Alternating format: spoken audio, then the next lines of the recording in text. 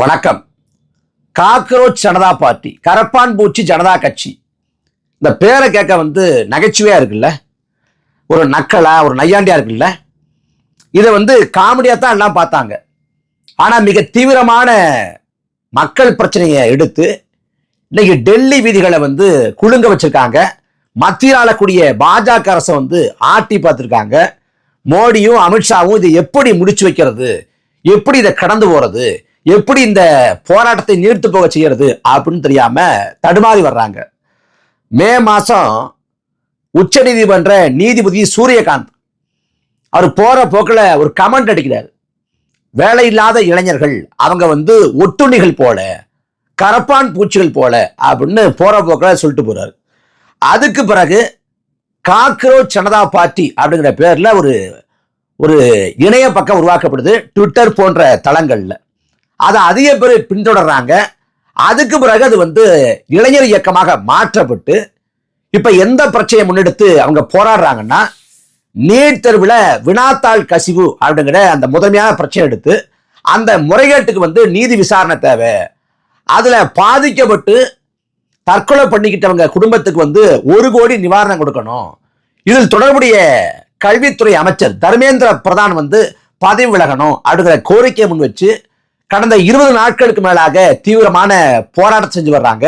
டெல்லி ஜந்தர் மந்தர்ல தொடங்கிய போராட்டம் ஒரு கட்டத்துல பாராளுமன்ற கட்டிடத்தை நோக்கி பேரணிங்கிற அளவுக்கு போய் எப்படி சமாளிக்கிறதுன்னு தெரியாம பாஜக அரசு தடுமாறி கடைசியில போராடியவங்க மேல போராடினது அந்த கட்சிக்காரங்க மட்டும் இல்ல, பொதுமக்கள், மாணவர்கள், இளைஞர்கள், பெண்கள்னு பலதரப்பட்ட மக்கள் அந்த போராட்டத்துல பங்கேற்றாங்க. மக்கள் போராட்டமாக அது பரிணமித்திருச்சு. அந்த போராட்டத்தை ஒடுக்கிறதுக்கு வளமை போல அரச வன்முறையை, அரச பயங்கரவாதத்தை பாஜக அரசு கட்டவிழ்த்து விட்டது. உலகம் வேடிக்கை பார்த்தது. ஒட்டுமொத்த நாட்டுக்குமான பெரிய அவமானமாக நேற்றைய தினம் நடந்த சம்பவங்கள் அரங்கேறிச்சு. இதுல அவங்க நீட் தேர்வுல முறைகேடு நடந்திருக்கு, அந்த முறைகேட்டை கண்டறியணும் அப்படின்னு கேட்கிறாங்க. தமிழ்நாட்டை பொறுத்த வரைக்கும் நாம என்ன சொல்றோம்னா, நீட் தேர்வே ஒரு முறைகேடு தான், ஒரு மோசடி தான். இந்த நாடு முழுமைக்கும் ஒரே மாதிரியான கற்றல் வாய்ப்புகள் இல்லை. ஒரே மாதிரியான கற்றல் வாய்ப்புகள் இல்லாத போது ஒரே மாதிரியான தகுதி மற்றும் நுழைவுத் தேர்வு எப்படி சாத்தியம்ங்கிற கேள்வியை வைக்கிறோம். இப்ப நான் 1ஆம் வகுப்பு தொடங்கி 12ஆம் வகுப்பு வரைக்கும் படிக்கிறேன். நான் 1ஆம் வகுப்பு தொடங்கி 12ஆம் வகுப்பு வரைக்கும் படிச்சாலும் நான் படிச்சேன்ல, இதுல இருந்து கேள்வி கேட்கப்படாது. எங்கேருந்து கேள்வி கேட்கப்படும்? வேற பாடத்திட்டத்திலிருந்து கேள்வி கேட்கப்படும். அந்த பாடத்திட்டத்தை படிக்கிறோம்னா நான் 1 வருஷமோ 2 வருஷமோ நீட்டு கோச்சிங் சென்டருக்கு 5 லட்சம் 6 லட்சம் கட்டி போகணும். அப்ப கிராமப்புற மாணவர்கள், பொருளாதாரத்தில் பின்தங்கிய மாணவர்கள் அவங்க எப்படி இந்த கோச்சிங் சென்டருக்கு போக முடியும்? அப்ப முழுக்க இந்த நீட்டுங்கிறது சரிசமமான வாய்ப்புகளை மறுக்கிறது. அது பணக்காரங்களுக்கும் நகரத்தில் இருக்கக்கூடியவங்களுக்கு மட்டும்தான் வாய்க்க பெறும். கிராமப்புற பின்தங்கிய, மிகவும் பின்தங்கிய சாமானிய மக்களுக்கு இந்த நீட் தேர்வு மூலமாக மருத்துவம்ங்கிறது எட்டாக்கணியா மாறுதுங்கிறதால தமிழ்நாட்டில் நீட் தேர்வை கண்டிச்சு மிகப்பெரிய போராட்டங்கள் நடந்திருக்கு. இப்ப டெல்லியில் நடக்கக்கூடிய போராட்டங்கள் நீட் தேர்வுல வினாத்தாளை கசிய விட்டுட்டாங்க, அதுல முறைகள் நடந்திருக்கு, இதனால லட்சக்கணக்கான மாணவர்கள் பாதிப்படைஞ்சிட்டாங்க, அதுக்கு நீதி விசாரணை தேவை, இதுக்கு தார்மீக பொறுப்பேற்று தர்மேந்திர பிரதான் பதவி விலக்கப்படணும் அப்படிங்கிறாங்க.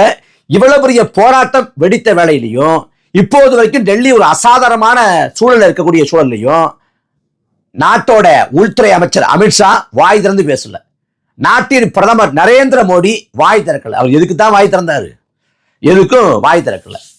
இப்படி இந்த பிரச்சனை அப்படி போய்கிட்டு இருக்கு. இதுல என்ன குறிப்பிடத்தக்க விஷயம்னா, பொதுவா இது போன்ற போராட்டங்கள் அப்படின்னா போராட்டம் முதல்ல தமிழ்நாட்டில் வெடிக்கும். தமிழ்நாடு தான் எப்போதுமே போராட்டத்துக்கு ஒரு முன்மாதிரி, ஒரு முன்னோடி. ஆனா இப்ப வட மாநிலங்கள்ல போராட்டம் நடக்குது. வட மாநிலங்கள்ல பல மாநிலங்களுக்கு இந்த போராட்டம் பற்றி பரவுது. ஆனா தமிழ்நாடு சலனமற்று இருக்கு. இன்னும் சொல்ல போனா இவங்க எல்லாரும் நீட் தேர்வு முறைகேடுக்கு தான் போராடுறாங்க. நாம நீட் தேர்வுக்காகவே போராடின மாநிலம். ஆனா இந்த தமிழ்நாடு இப்போது அமைதியாக சலனமற்று இருக்கிறது. பெரிய அளவில் எந்த போராட்டங்களையும் பார்க்க முடியல. இந்த சமயத்துல தமிழ்நாட்டோட முதலமைச்சர் ஆளக்கூடிய தாவேக அரசு டெல்லியில் நடக்கக்கூடிய போராட்டங்களை எவ்வாறு பார்க்கிறது? இப்ப இன்னைக்கு செய்தியை பார்க்கிறப்ப அந்த போராட்ட களத்துல ராகுல் காந்தியே தாக்கப்பட்டாருங்கிற மாதிரி செய்தி வருது. மூக்குல ரத்தம் வந்துருச்சு, அவர் காயம் பட்டாரு, காங்கிரஸ் பார்லிமெண்ட் உறுப்பினர்கள் தாக்கப்பட்டுட்டாங்க அப்படிங்கிற செய்தி வருது. இது குறித்து தமிழ்நாட்டோட முதலமைச்சர் விஜய் ஏதாவது வாய் திறந்தாரா? ஏதாவது பேசினாரா? அறிக்கை விடுத்தாரா? செய்தியாளர் சந்திப்பு அதுக்கு வாய்ப்பே இல்லை. சரி, காணொலி போட்டாரன்னா இந்த நொடி வரைக்கும் அப்படி எதுவுமே வரல. ஆனா ஒரு பதிவு போட்டிருக்காங்க ட்விட்டர் தளத்துல. நேற்றைய தினம் தாவேகாவோட ஐடி விங் அபிஷியல், டிவிக்கு ஐடி விங் அபிஷியல்ங்கிற பக்கத்துல ஒரு ட்வீட் போடப்பட்டிருக்கு நேற்றைய தினம். அதுல என்ன போடப்பட்டிருக்குன்னா, நீட் தேர்வு குளறுபடிகளை கண்டித்து நாடாளுமன்றம் நோக்கி பேரணியாக செல்ல முயன்ற கரப்பான் பூச்சி ஜனதா கட்சியினருக்கும் காவல்துறையினருக்கும் இடையே ஏற்பட்ட மோதல் முழுவதுமாக தவிர்க்கப்பட்டிருக்க வேண்டும். அதாவது நீட் தேர்வு குளறுபடியை கண்டிச்சு நாடாளுமன்றத்தை நோக்கி கரப்பான் பூச்சி ஜனதா கட்சிக்காரங்க பேரணி போனாங்களாம். போறப்ப அந்த காவல்துறைக்கும் இந்த கரப்பான் பூச்சி ஜனதா கட்சியருக்கு இடையே மோதல் ஏற்பட்டுச்சான். ரெண்டு பேருக்கிடையே ஒரு தகராறு ஏற்பட்டு ரெண்டு பேரும் மோதிக்கிட்டாங்க அப்படின்னு ரெண்டு பேரையும் சமப்படுத்த விதமா இந்த அறிக்கை விடப்பட்டிருக்கு. அதுல அடக்குமுறைனோ, ஒடுக்குமுறைனோ, அரச பயங்கரவாதம்னோ, அரசு வன்முறைனோ, இது கண்டனத்துக்குரியதுன்னோ, இது எதிர்க்கப்பட வேண்டியதுன்னோ எந்த வார்த்தையும் இல்லை. அப்படி ஒரு வார்த்தையே இல்லை. ரெண்டு பேருக்கிடையான மோதல் அப்படின்னு சொல்றது மூலமா அங்க அடக்குமுறை இல்ல, ஒடுக்குமுறை இல்ல, காவல்துறைக்கும் அந்த கட்சிக்காரங்களுக்கு சின்ன சண்டை என்பது போல அதை தாவேகா குறிப்பிடுது. அப்ப பாஜக அரசோட அடக்குமுறை, ஒடுக்குமுறை அப்படிலாம் தாவேக அரசு நினைக்கவே இல்லை. இப்ப ராகுல் காந்தியே அதுல பாதிப்படைஞ்சிருக்காரு. இப்பயாவது வாய் திறப்பாரா விஜய் அப்படின்னு பார்க்க வேண்டியது இருக்கு. விக்கிரவாண்டி மாநாட்டுல விஜய் பேசுறப்ப சொன்னாரு, கட்சியோட முதல் மாநாடு, அதுல பேசுறப்ப சொன்னாரு, என் தங்கை வித்யா இறந்து போனப்ப நான் எப்படி கவலைப்பட்டனோ, எவ்வளவு வேதனை அடைஞ்சனோ, அதே போல நீட் தேர்வால தங்கை அனிதா இறந்து போனப்ப நான் வேதனை அடைஞ்சேன் அப்படின்னாரு. ஆனா தாவேக ஆட்சிக்கு வந்த பிறகு இந்த ஜூன் மாதம் மட்டும் அணுகிருத்தனா, கோபிகா, ரோஷினி, வெற்றி ஆனந்தம்னு 20 வயது பிள்ளைகள், 4 பிள்ளைகள் தற்கொலை பண்ணி இறந்து போயிருக்கு. இந்த மரணத்துக்கு விஜய் பொறுப்பேற்கணும்னு கூட நான் சொல்ல வரல. ஏன் நீட் தேர்வை ரத்து பண்ணல அப்படிலாம் கேட்கல. இந்த 4 பேர் நீட் தேர்வால இறந்து போயிருக்காங்கல்ல, இவங்களுக்கு ஒரு இரங்கல் அறிக்கை, இரங்கல் தெரிவித்து அதுக்கு பிறகு மத்திய அரசு கண்டிச்சு ஒரு ட்விட்டர் பதிவு கூட போட முடியாது. ஏன் போடல? இந்த 4 பேருக்கும் இரங்கல் பதிவை கூட தாவேக அரசு ஏன் போடல? இந்த கேள்விக்கு என்ன பதில் இருக்கு? திமுகவாது தமிழ்நாட்டில் சவுண்ட் விடுவான், பாசிச பாஜக ஒழிக தமிழ்நாட்டில் சவுண்ட் விடுவான். டெல்லிக்கு போனா பாஜக எங்கள் ஸ்வீட் எனிமீஸுமா. தமிழ்நாட்டில் பாசிச பாஜக ஒழிக, டெல்லிக்கு போனா பாஜக எங்கள் ஸ்வீட் எனிமீஸ். இது யாரு? திமுக. இங்க சத்தம் போடுறது, இங்க பேசுறது, டெல்லிக்கு போனா காலில் விழுந்துறது, இது திமுக. தாவேகா பொறுத்த வரைக்கும் அவன் இங்கேயே சத்தம் போட மாட்டான், இங்கேயே சரணாகதி அடைஞ்சிருவான், இங்கே வாய் திறக்க மாட்டான். திமுக பாஜக எதிர்ப்பது போல பாவலா கட்டிட்டு பாஜக காலில் விடும். தாவேகா பாஜக எதிர்ப்புன்னு பேச்சளவில் கூட பேசாது. பரந்தூர் விமான நிலையம், அந்த விமான நிலையத்தில் நாங்கள் ஏற்க மாட்டோம், திட்டத்தை ரத்து செய்வோம் அப்படின்னு தொடர்ச்சியாக தாவேகா சொல்லி வந்தது. அவங்க ரத்து பண்ணாங்கன்னா அதை முழுமையாக நம்ம வரவேற்கிறோம், மாற்று கருத்து இல்லை. ஆனா திமுகவை சேர்ந்த பார்லிமெண்ட் உறுப்பினர் வில்சன் பார்லிமெண்டத்துல ஒரு கேள்வி எழுப்புறார். என்ன கேள்வினா, பரந்தூர் விமான நிலையம் தொடர்பாக. அந்த பரந்தூர் விமான நிலையம் தொடர்பாக கேள்வி எழுப்பினப்ப பரந்தூர் விமான நிலையத்தை அங்க அமைக்காம வேறு இடத்துக்கு மாத்துங்கன்னு எந்த கோரிக்கையும் தாவேக அரசின் சார்பாக வரவில்லைன்னு ஒன்றிய போக்குவரத்துறை இணையமைச்சர் முரளிதர மெசோல் சொல்லியிருக்காரு. மத்திய அமைச்சரே சொல்றாரு, இந்த பரந்தூர்ல விமான நிலையம் அமைக்கப்பட வேண்டாம்னு இதுவரை எந்தவித கோரிக்கையும் பரிந்துரையும் தமிழ்நாடு அரசின் சார்பாக வரல அப்படிங்கிறார். அப்புறம் இந்த பல்கலைக்கழகங்கள், தமிழ்நாட்டில் ஒட்டுமொத்தமா 22 பல்கலைக்கழகங்கள் இருக்கு. அதுல 16 பல்கலைக்கழகங்கள்ல துணைவேந்தர்கள் இல்லை. இந்த துணைவேந்தரை யார் நியமிக்கிறது? அது முதலமைச்சர் நியமிக்கிறதா இல்ல ஆளுநர் நியமிக்கிறதா அப்படிங்கிற வழக்கு போய்கிட்டு இருக்கு உயர் நீதிமன்றத்துல. அந்த வழக்கு நிலுவையில் இருக்கு. அந்த வழக்கோட தீர்ப்பு அநேகமாக 1 மாத காலத்துல வரக்கூடும். இதுல இந்த துணைவேந்தரை நியமிக்க எப்போதும் துணைவேந்தர் தேடல் குழு அப்படின்னு அமைப்பாங்க.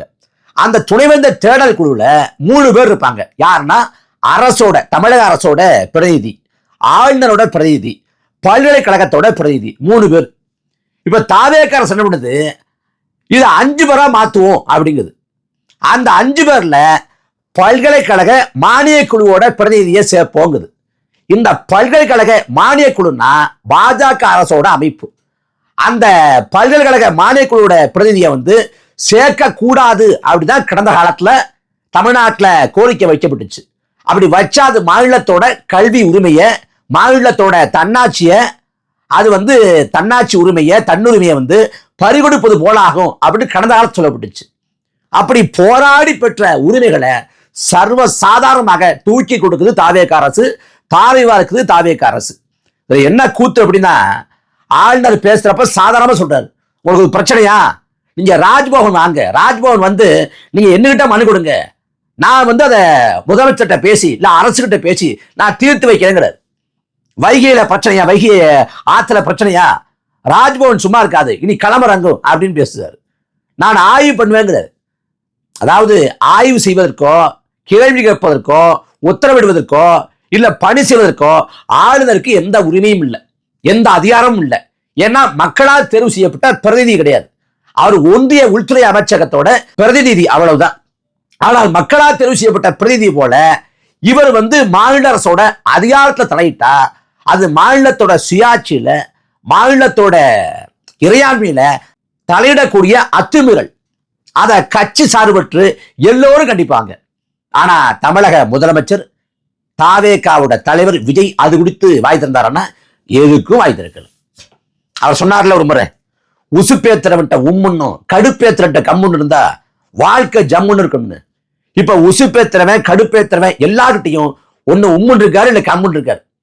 அவர் வாழ்க்கை இப்பயும் ஜம்முன்னு தான் இருக்கு. யாரை பத்தி எப்ப கவலைப்பட்டு இருக்காரு? தன்னை பார்க்க வந்தவன் செத்து பிணவரைக்கு போனப்ப கூட கவலைப்படாம வீட்டுல போய் படுத்துக்கிட்ட ஆள் தானே இவரு. இப்ப அதை சொன்னோன்னு இந்த ஒரு சம்பவம் ஞாபகத்துக்கு வருது. அதாவது இந்த கரப்பான் பூச்சி ஜனதா கட்சியோட நிறுவனர் அபிஜித் தீப்கே அப்படின்னு ஒருத்தர், அவர் வந்து மன்னிப்பு கேட்டிருக்காரு, வருத்தம் தெரிவிச்சிருக்காரு. எதுக்குன்னா, என்ன நம்பி இந்த போராட்ட காலத்துக்கு வந்தீங்க, ஆனா காவல்துறையால தாக்கப்பட்டுட்டீங்க, நான் அதுக்கு பொறுப்பேற்கிறேன், நான் மன்னிப்பு கேட்கிறேன், உங்களை பாதுகாக்க முடியாம போச்சு, அதுக்கு நான் வருந்துறேன் அப்படின்னு காவல்துறை போராட்டக்காரர்களை தாக்குனதுக்கு கரப்பான் பூச்சி ஜனதா கட்சியோட நிறுவனர் வந்து மன்னிப்பு கேட்டிருக்காரு, வருத்தம் தெரிவிச்சிருக்காரு. ஏன்னா அவர் தான் தலைமையேற்று பண்றாரு அப்படிங்கிற அடிப்படையில ஒரு தார்மீக பொறுப்பேற்று அதுக்கு வருத்தம் தெரிவிக்கிறாரு, அது மன்னிப்பு கேட்கிறாரு. இதுதான் தலைமை பண்பு அப்படிங்கிறது. இங்க ஒருத்தர் தன்னை பார்க்க வந்து 41 பேரு தன்னால செத்தப்ப கூட புற முதியிட்டு வீட்டுக்கு ஓடிட்டு வீட்டுல 1 மாத காலம் படுத்துக்கிட்டு 3 மாத காலம் கழிச்சு வந்து என் மேல பழி போடுறாங்கன்னாரு. அவரை போன்ற தற்குறிகள் இந்த கரப்பான் பூச்சி ஜனதா கட்சியோட நிறுவனர் இருக்கார்ல, அவரை பார்த்து கொஞ்சமாவது திருந்தானும் வருந்தானும் கத்துக்கணும்.